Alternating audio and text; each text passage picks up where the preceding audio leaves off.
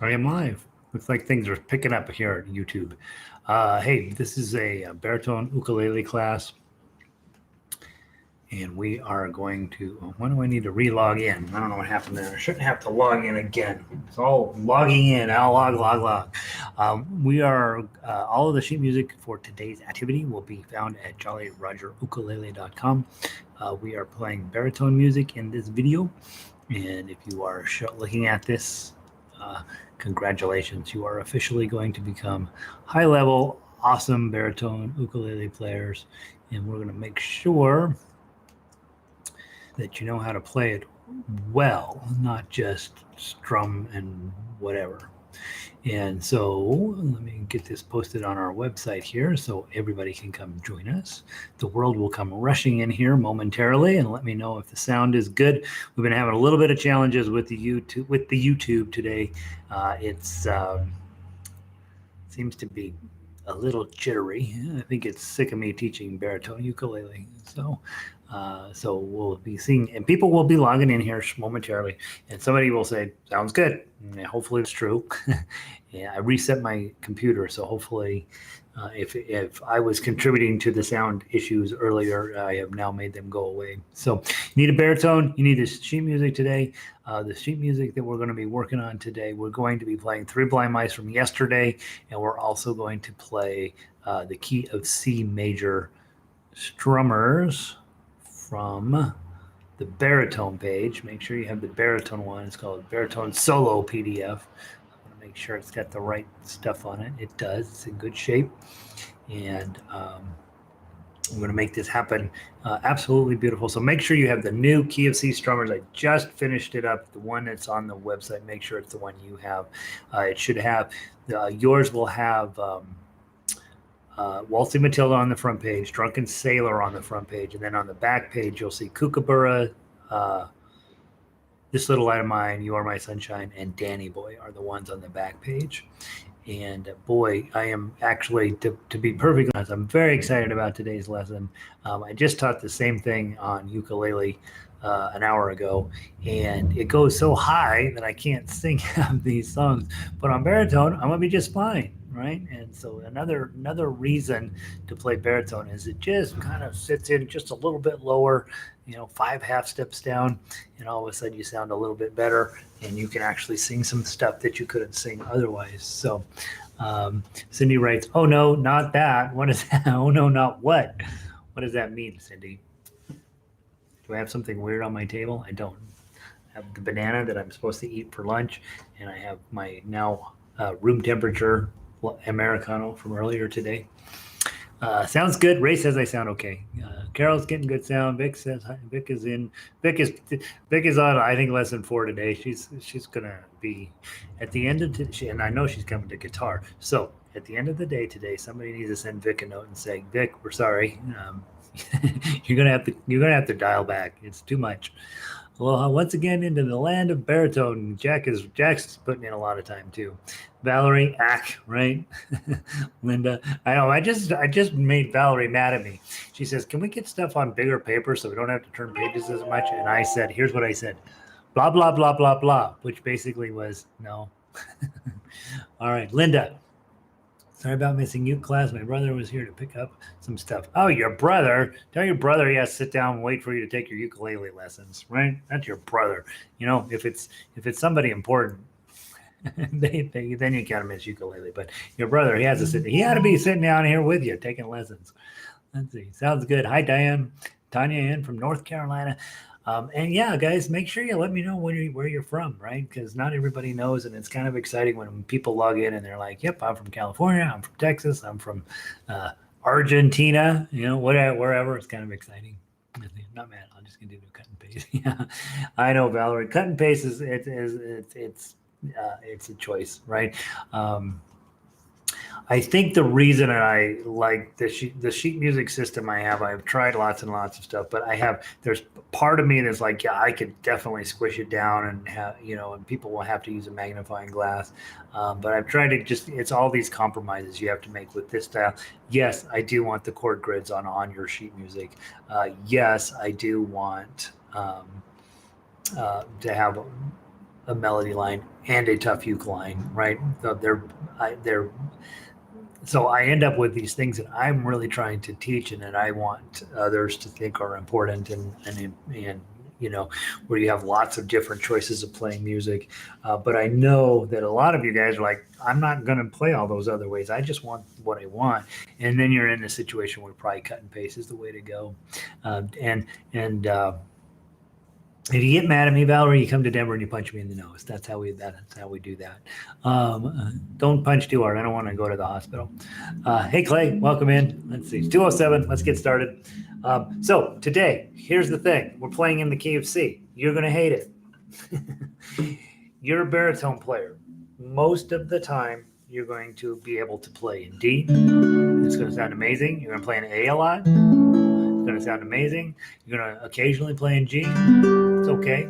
The problem is you're going to hang around ukulele players and you're going to hang around piano players, and they're going to expect you to be able to play in the key of C. And key of C is not a key that we particularly love on this instrument. But you got to deal with it. Okay. Also, the possibility that you're going to be hanging around in your local area there, and they're going to say something like, "Hey, come down to the ukulele strum along." And you're going to be like, okay, but I'm a baritone player. And they're going to be like, sweet, we need some baritone players. And so you're going to go there and they're going to hand out the music. And it's going to look exactly like what your sheet music looks like today. Okay. It's going to have words and it's going to have chords, and that's it. Okay. And it might have the shapes of the chords on there, but if it does, they're going to be the ukulele shapes. They will not be the baritone shapes. And so you're going to have to know this stuff. So in other words, we've talked about this already. As baritone players, you're gonna have to be smarter about music than ukulele players have to be right off the bat. They know when they get handed out there, when you go to the ukulele strum along, they're gonna have that's their C chord, and it's gonna be big as day on there, and that's gonna mess you up because that's your G chord, right? And so you're gonna have to know, oh, C chords are these, so you're gonna ignore their little chord charts on there, and you're gonna be using baritone. You have to be in baritone brain. So I'm looking at my list here, right? And I know Cindy plays both, right? She's been very focused and passionate about baritone lately. So she's got to know when it says to play this, I have to play this. Okay. And that's, same thing with Diane. Diane's an excellent ukulele player, deciding to start her adventure into baritone. And so you guys have got to be smart, right? You got ukulele brain, you got baritone brain. Baritone brain looks a whole lot like guitar brain, but the chances are by the time you go play with guitar players, you're going to be better than them because you're going to be using a bar chord here where they're going to be clapping on a capo, and they are only going to play in A's and D's, but they're going to play with a capo. Well, you're not going to be using a capo. This is your capo, and you're going to be all over the place. And so you're going to end up being smarter than they are too. You are in this weird netherworld where unfortunately, at least initially, your learning curve is a lot steeper than the other instruments, but it's going to be worth it. I'm pretty sure. Let's talk about your chords that we want to work on. First thing we got to do, we're going to be dealing with F chord, and F chord's a bummer on this. So let's just get it over with. So first grab your C chord. I don't know if I'm in tune. Let me double check. You own one of these, right? The Snark HZ, the top of the line. They're about $18 on Amazon. The cheap one that comes with your baritone, or the one that has a green screen or a yellow screen or an orange screen, that is not the one you want. You want this good high quality one. It's going to cost you $18. And over at the shop, I have all of these old ones that I used to buy that I'm too cheap to throw away, and they're terrible. And then have here at the house, I just have one good one. And I'm like, I'm just going to tune everything at the house because it's so much nicer. All right, let's see. Terry asks, I'm making a t-shirt that says I've got baritone brain. Right. Good idea, right? I've got baritone brain. The only problem, kind of the thing that's a bummer about baritone, there's actually a brass instrument called a baritone. And so a lot of times when you are talking baritone, people are thinking you're talking about that. And you're not, of course. All right, so C chord. Now, to get to A minor, life is sweet. All you're going to do is you're going to add this underneath here, and now you've got A minor. Okay, so far so good. Everything's great. Ukulele players is your F chord going to your D minor. Okay, but on baritone, it's a C chord going to A minor. Now we got to deal with F chord. People quit guitar over F chord. You are not going to quit. You're going to know that it's just hard to do. You're going to put a bar on one, middle finger right there on the second fret, third string, ring finger, fourth string, third fret. Okay. Now let's talk about this. When you first start doing this, it sounds like this. Okay. And I have to convince you somehow that that is okay, that that is what your F chord sounds like right now. Okay.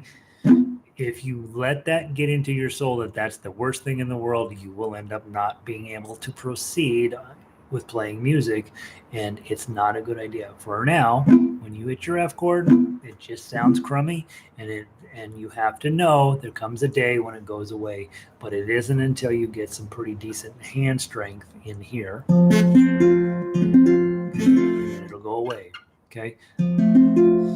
The difference between a good one and a bad one is that much pressure.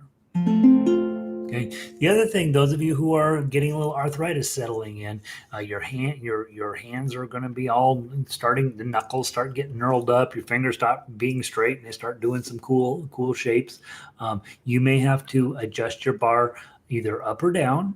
Okay, depending on how your knuckles are working out. So that's something you'll experiment with. The other thing is sometimes it helps to put your bar on a little bit too far forward and roll it back. Okay, so let's put it on here and roll it back.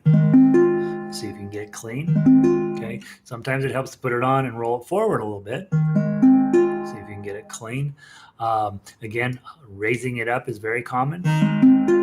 But sometimes that creates a different problem with this lower knuckle. Sometimes lowering it down gives you something different. I find that more difficult because now I'm feeling a ton of pressure in my wrist. So ideally, you drop your bar on there, nothing fancy, add your middle finger and your ring finger, and you get an F chord, okay? But again, I'm begging you, if it sounds like this, that's how you make your F chord right now. You just don't have the hand strength yet to clamp it down and get it to come out. This is not going to go away. This is something you're going to have to get good at. It is something that's going to be part of playing baritone is bar chords, and you unfortunately get to deal with it today. Okay, on ukulele they deal with it in a day or two when we switch to the key of F for those guys. But for you, because of the way we tune baritone, you get it early and often. You're going to be doing a lot of bar chords. Don't lose sleep over the fact that yours don't sound that great yet. They will. They'll be fine. It's just something you have to work on. Okay, so there's F chord. Last thing on F chord, it is absolutely acceptable to put this covering these bottom two strings and then do this. Okay, this is acceptable and you'll see me do it all the time, but it's definitely not advised in the sense that if you're brand new and you're like, I just need to learn how to do an F chord, I strongly recommend you use a full bar because we have lots of other bars that are going to require you to use the full bar. In this one, and this one, and we got this one, and this one. So, and this one. Okay, so lots of other bars are going to require you to have a full bar on. So it makes sense for you just say, hey, it's a bar chord. I put a full bar on. I put whatever shape I need to in front of it. And there we go.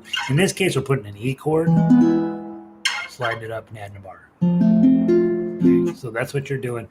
F chord is a problem. I agree. And for some of you, it'll be a day or two before it starts sounding like something. For some of you, it could be a year before it starts sounding like something. And so just be patient with yourself. It's going to be fine. Until then, that's what it sounds like. Okay. Tanya asks, being an ancient baritone player, I never learned to play F with a bar. Just play the top two strings and then the other two. Okay. So she's suggesting this one. Okay, it's not that you're an ancient baritone player. Okay, this is 100% acceptable. This one, and this one. The only reason I recommend doing a full bar if you're new is that you're going to be doing other bar chords, and so let's just go ahead and make every bar a bar. And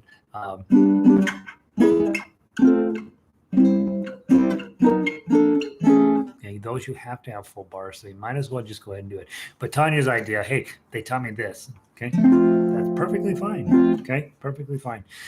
The other nice thing to know, baritone players, is that F chord is even more difficult on a guitar, and it hurts like the dickens, and it can literally take years before people can do an effective F chord on guitar, and it comes up every bit as much for them as it does for you. So just know that while it's a bummer, it can be worse. Okay, so there's your chords, and then the last chord on that list: A, C, A minor, F, and then G. Okay, there's that. Okay, that's the one. That one we like. We're fine with G. Okay, so now, why would you play in C when you play on these other chords? Well, because when you hang out with other people, they're gonna want to play in the key of C probably, and so you're gonna have to do it. And so you got to know these chords. Also, most piano music, not most, well, maybe most, is written in the key of C. Lots and lots of it's written in the key of C, and a lot of people like to sing in the key of C. So you'll see a lot of that music come along, and you just need to be ready for it. Let's take a little bit of time. We're going to go C, A minor, F, G. Let's do 4 beats of each, nice and slow. 1, 2, 3, 4. C, 2, 3, 4, A minor, 2, 3, 4, and F, 2, 3, 4, and C, 2, 3, 4, and C, 2, 3, 4, A minor, 2, 3, 4, and F, 2, 3, 4, and G, 2, 3, 4, and C, A minor, F, and G, and C, A minor, F, and G. That's one more time around. C, A minor, and F, and G. Big C on the end. Okay, I would practice that a lot, just that little system there, just those 4 chords, just going them around and around and around, because the C chord's not terrible, right? Knowing A minor sitting right under it is very helpful. Getting your F chord on in proper timing is really challenging. It's not the most challenging thing you'll have to learn, but it's up there. Okay? And then C, G, and then back to C. And the nice thing is that song, that progression was very common in the 50s, and so you'll start to feel like, hey, I'm playing Duke, Duke, Duke, Duke of Earl, Duke, Duke, Duke of Earl, Duke, Duke, Duke of Earl, Duke, Duke, or Heart and Soul, or a lot of those songs from the later 50s.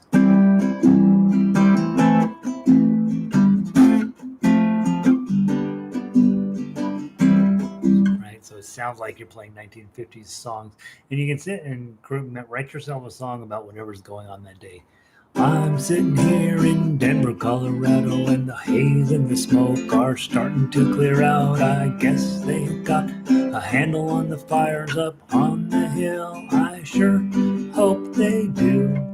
Okay, and so get where you're just adding some words or giving yourself some sort of entertaining activity to do as those are going around and around and around. And again, we're going around and around and around, not to play this or this or this, but to practice getting that on or quickly and cleanly. And it's going to take some work, and it's going to take building up the strength of this set of muscles right here. Hey, Greg, welcome in. Glad you're here.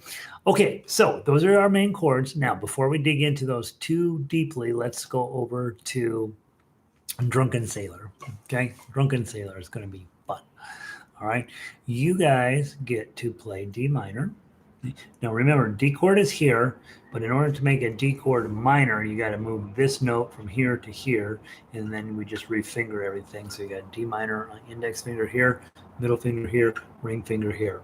Okay, D minor, beautiful chord. Okay. And I love it because you got a G dark D, G, B, E, right? D, you have this dark D string here, so you're actually root noted. And then we're going to go to the C chord. And that sounds exactly to me like a pirate song. So play with me. We'll go slow and then we'll speed it up a little bit. 1, 2, 3, 4. What shall we do with the drunken sailor? What shall we do with the drunken sailor? What shall we do with the drunken sailor? Lie in the morning.